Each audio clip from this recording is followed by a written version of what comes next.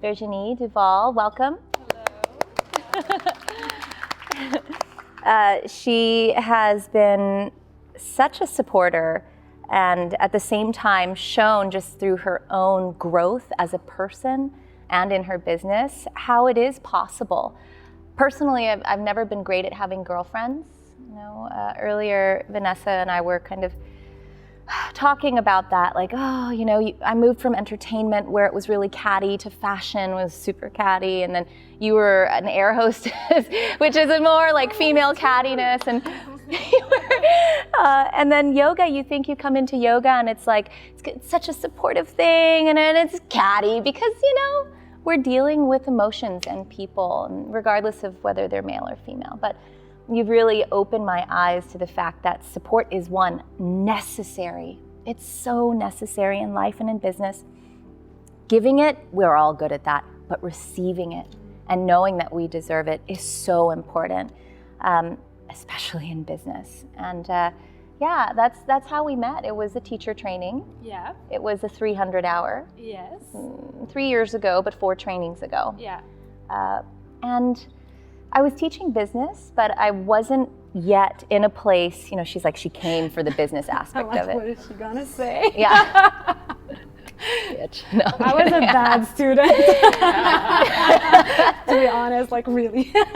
No. I was teaching business, but I wasn't in a place where I felt super comfortable with it yet, because as you know, dealing with judgment in any community, but I'm going to speak specifically in yoga, is something that, we manage as yoga teachers. We really don't want to be judged because we know that there's some dogma out there, right? That causes people to have judgmental views on things, and business is one of them. Marketing is another, which ties to business. How much money you make is another. And so we tend to not value ourselves because we think that it's taboo to talk about business. So that's where I was. I was like kind of talking about it, and she came to the training because mostly for the business aspect, because think about 4 years ago, like in the description of a TT, it was super rare to see like business of yoga.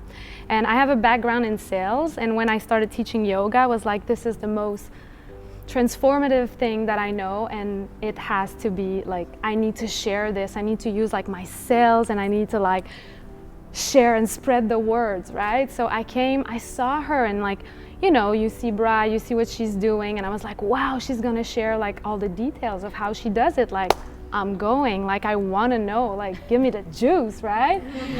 And I was like, you could do this, but you don't have to do that, and it's okay not to do this. And now I'm just like, you should do that, right? But then it was all about, not selling an idea. Yeah, it was like in and out. Like you could tell that she was doing something, but she wasn't telling you exactly what she was doing. And I was just like, no, I need to know. Like I want to make this thing like happen. I want to grow. I want to better myself. Like in that sense, because I feel like yoga is such a beautiful thing. And like people are so good at sales and marketing, but they sell you like detox tea, or they sell you like these things that they're not even real. And what we do, like, it's real, and like we're so good and we're so dedicated, like, but we're so shy to share it. And it's not okay. Like, we need to be okay to share what we're doing, because it's beautiful and it's powerful and empowering for other people to see it. Yes. So she stopped showing up to class. Beautiful. And she stopped showing up to class, and I asked her friend, who was then a mutual friend, right? I was like, well, where's Virg? And he was like, she's not coming. I was like, oh, okay. Why is she not coming? She just is bored. She doesn't think it applies to her anymore. And I was like, damn, okay, that hurt. And then I thought to myself, you know what?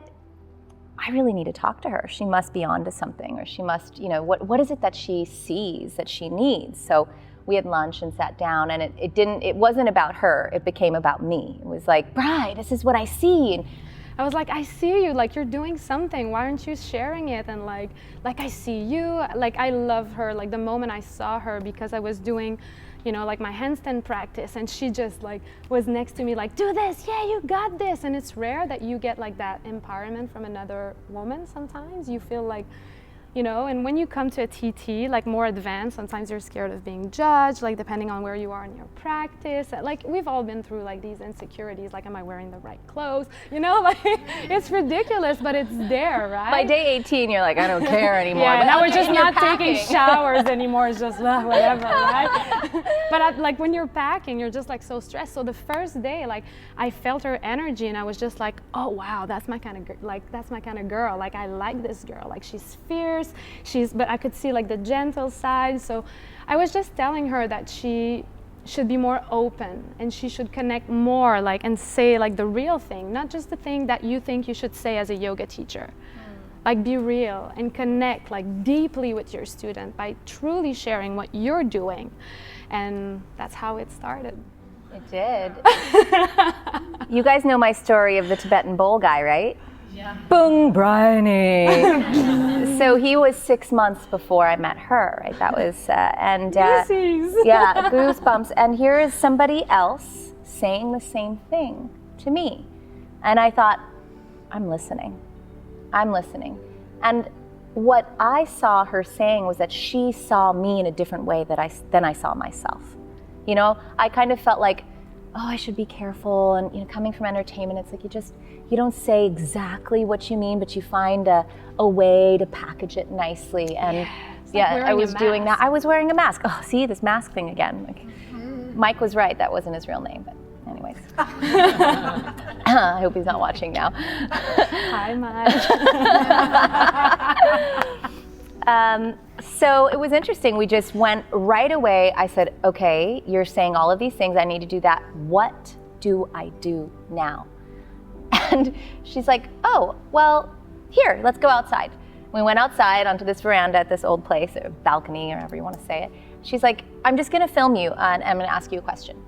And I thought, okay, I can wing it, sure, whatever. But then I thought, but the sound is not good, and then I look like this. And she's like, no, it's good. You look natural. And I was like, oh, okay, I'm never going to post this, ever. I did.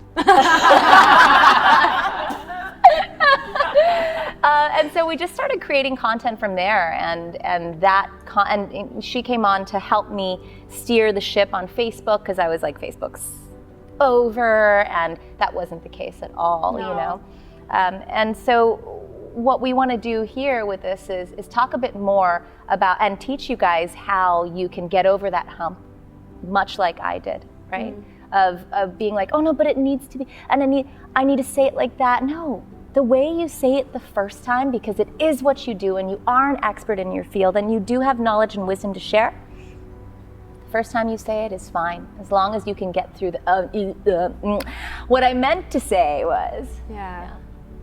And to be fair, like, it's not because I'm so good at this and I knew how to do it. Like, I had to figure it out for myself. Like, when I started, I think the thing that really helped me is because I moved away from home, and I was on the other side of Canada. And all my students, they were writing me like, oh, we stopped our yoga practice, we miss you, like we didn't find a new teacher, like how can you help us? And that's how I started like creating content and filming myself and being like, you know what, I don't mind, like this student, like Janine is waiting for this video, so I'm gonna do it. So I was picturing myself, my student from Quebec, when I was creating content, and that's how I just got rid of all the fear, because I know I was serving. Like I wasn't doing like, look at me, I'm the best. Like I know I'm not the best, but I love what I do, and I know my students, they loved what I was doing too. So that's how I started sharing, and it grew beyond what I could have imagined. Like like at one point I remember I saw a video on YouTube that I put for like one of my students, and like 300 like K view, and I was just like, what? And I look at the stats and it's like all people from France, and I'm like, but how is this possible? Like how, you know what I mean? So it's just when you put yourself out there, you just don't know who you're serving. But if you're being true to what you're doing, and if you're having like maybe a Janine in mind and like you want to serve her, then it's less, you know what I mean? It's just easy. It's easier for you. You're not like trying to put out a persona to please a certain demographic or just like wanted to be someone else on social media. You're just, it's a continuity of who you are and what you do. And I think it's beautiful, and we're so lucky. We are. So lucky to live in this era. One of the most important things that she pointed out, and this is what she means by the Janine, right, is... It's not her name, by the way. I don't know why I said that. It's okay. It's a person. Is that we're so... Why does marketing give us anxiety, right? Because there is that aspect of like, will I be accepted? Will somebody judge me? And that's because we think it's about getting more followers and getting more likes. We're forgetting that it's about the people who are already following you. They're not going to judge you because they're already following you, and you haven't even started showing yourself yet, right? So if you lose followers, good, right? Because they weren't meant to be there. You got to focus on the people who are there already and the people who stay, the people who comment positively, the people who like your post. That's your demographic, and we already have it. It's already there. So you're thinking too far. It's just like when you have a goal, right? If you think, okay, I want to love myself, that's really far. But if you think, okay, what is it about myself that I love? You just turn it a little bit differently. You have to give yourself the tools. So the stepping stone is that people already follow you, even if it's 50 or 100 or 500 or 5,000. They already like you. Yeah, I started, like, my little Facebook group started with 10 people. I couldn't care, like 10 people. It's amazing to have 10 like beautiful soul. Like they want to hear what you have to say. It's cool. Can you tell us a little bit about your business structure? Because I always say every time I talk about her, I'm like, the word micro-influencer comes up because it's something that brands are more interested in than your influencers with millions of followers, because micro-influencers are people who actually engage with their following. Even if it's 5,000 or 10,000 people, their conversion rate is much higher. So if a brand is going to, sponsor Virginie, it's because they know that her followers trust her. And that's much more important. Those 10,000 people trusting her, saying, I like this, or I do this, is much more influential than someone with 500,000 followers who 1% of them, maybe trusts. Does that make sense? And what was the other piece we were saying? We were saying about my business. Yeah, so when I moved, I started like truly doing things online because I knew like I had like some people wanting to still learn from me, and I was seeing like the yoga glow and all of that, and I'm like, I'm not getting there with my big fat ass, like my big fat French accent. Also my big fat ass, but yeah, like that's me. Yeah, so I'm like, I'm not gonna be there like you. But that's not what I want too. So I was like, what do I want? And I started like getting to own my strength and think about who I was and what I wanted to create. And as it become clearer, it's still like in the refining process, right? It's a journey. But I was like, I'm gonna start doing like these online programs for the people I know. And I had like such a small like mailing list, like I said, 10 people in my Facebook group. But I started like doing these tests and making sure the programs were right, and then words of mouth, and then boom, boom, boom, and it started growing. And I have an amazing online business now. Like everything is online, which is why I can come here and be like, see my friend and hang out and talk to you guys, because I have this that is set up, and from there I can also build to other avenue like workshops or whatever. But it's not right now, it's not my jam. Like I love teaching online because this is how I also started to practice around like 22 years old. I started like moving. I've never been active or whatever in my life before, so I was no way I was going to go to a gym or a yoga studio. Like I felt so like not confident about it. So I feel very comfortable sharing online content for that reason. It makes sense for me. Yeah, but don't misunderstand. The flexibility of the schedule is one thing, but we're gonna close up this video and move on to the more practical part of our lecture by her telling you how much work goes into building what she has, as well as continuing to grow it and maintain what's already going on. Like, what is your work week like? It depends, but I try to stay on a schedule. You really need to be organized, disciplined. You need to learn how to teach someone to do like a part of your job, because you need to delegate at a certain point if you want to grow and focus on your strength and what you're really good at. You know, I'm not good at accounting, so like I needed to find like the right one and stuff like that. I wake up early in the morning. I try to do my own little practice to make sure like I'm in a good space. I write a lot of blog, I write a lot of content, I film a lot of content, I plan filming content. I still do my own customer service because I love being in touch with my students. There's something like I'm able to delegate at time, but every 3 months I need to like step back into it because I need to feel like where are they now? What are they gonna need in a few months? What can I create to serve them better? Like, because I'm bringing them on a journey and I'm focusing on my clients always first before trying to expand. So depending on the business model you want to go for, like if you want to be an influencer, it's not exactly what I'm doing, but what I'm doing is growing my business from the core. Yeah. So just to get a deeper understanding, the online plans are all about empowerment, either through movement or through emotional growth, right? Yeah. But it's online stuff where she's bringing people into a group where she's coaching them at different levels, right? For some people are just taking the online piece and there's, you know, responding to comments and so on and so forth. And some of it is also mentoring, right? Yeah. Life coaching. I do some calls. For different clients, I organize like a yearly challenge. I go with a group for 4 months, so we have a talk every 2 weeks, so twice a month. We really go through like these steps emotionally with all the yoga philosophy, how we can be more empowered as women. My theme is really under like the archetype of the warrior. I really love that. So this is like my little thing going on, and I really love it. It's really fun, and the more I grow, the more I feel like it can grow even further.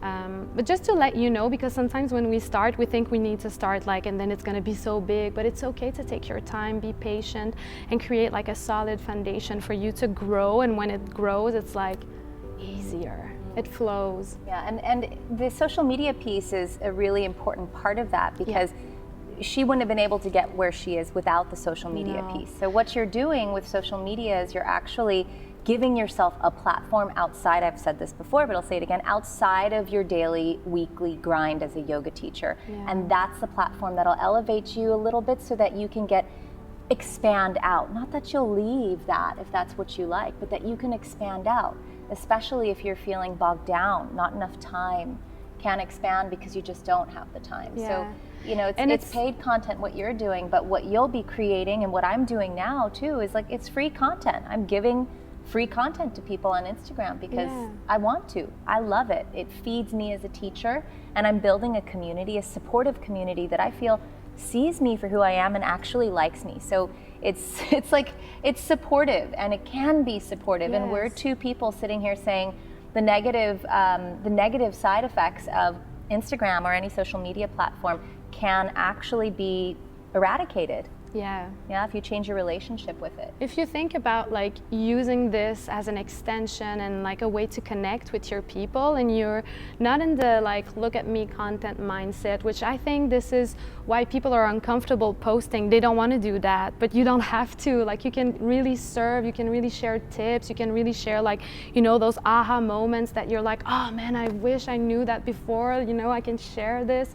So if you use that in that way, not only you're creating a connection, but you're also learning about your people, what they need, and then you can even serve better. And it's just like such a beautiful cycle of you like growing something beautiful that makes such a positive impact. Yeah, we started asking lots of questions because of you, and the questions from my Yoga with Briohny, when I ask questions, a lot of those answers have steered me in the direction that makes sense, because those answers come from the people who are following me. So, you know, I always tell you guys, if you want to teach workshops, ask your students, hey, do you want me to teach workshops? What workshops would you like? They are your demographic. You don't have to guess. They are telling you, like, you know how you get confused sometimes and you just don't know what to do because you love so many things and you want to like do everything at once, but I love dancing, but I love this.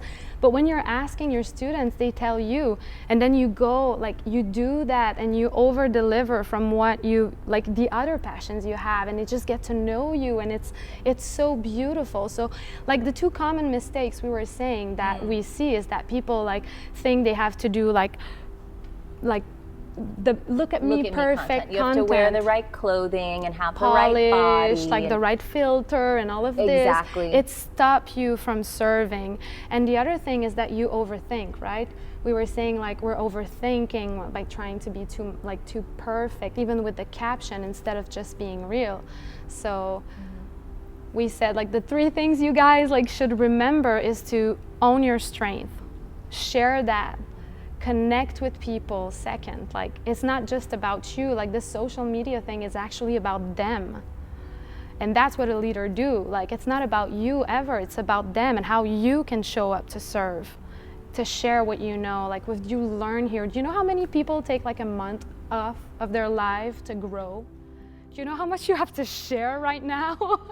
Yeah, I mean, after college or after your master's, like when do most adults take any time off like this for self-growth? They just don't. You know, that's not the path that has been showed to us by our parents. So you guys are already doing something so different. You're already filling your vessels with amazing things to share. You just need to start sharing them.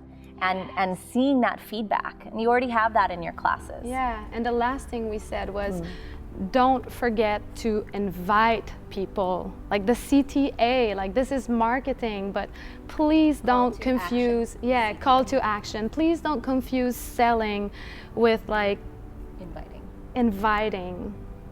You're inviting, and like sharing is selling.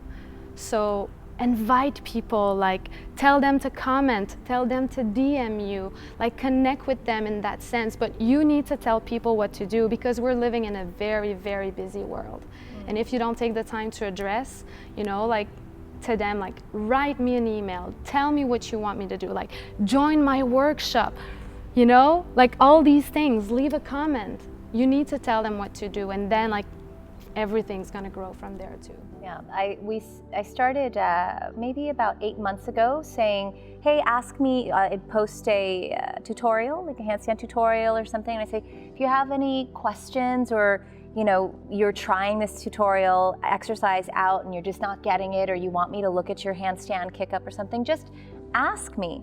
And we had this overwhelming response of people DMing and emailing videos and questions, and made sure to answer every single one of them. And the response from that was like, wow, I became this yoga teacher that answers questions. And till this day, you know, because we keep answering questions, people reach out to me with the darndest things, you know, about business, about yoga, mostly about yoga asana, as well as about relationships. And sometimes I'm like, why would you want to ask me about relationships? but you know. Because you're honest with yours and you're sharing your growth. It's inspiring. Thank you. See, so you need one of these people around. We're going to close up with this video, so thank you so much for watching and listening. Hopefully it inspired you. We're going to continue with a practical exercise with the students here.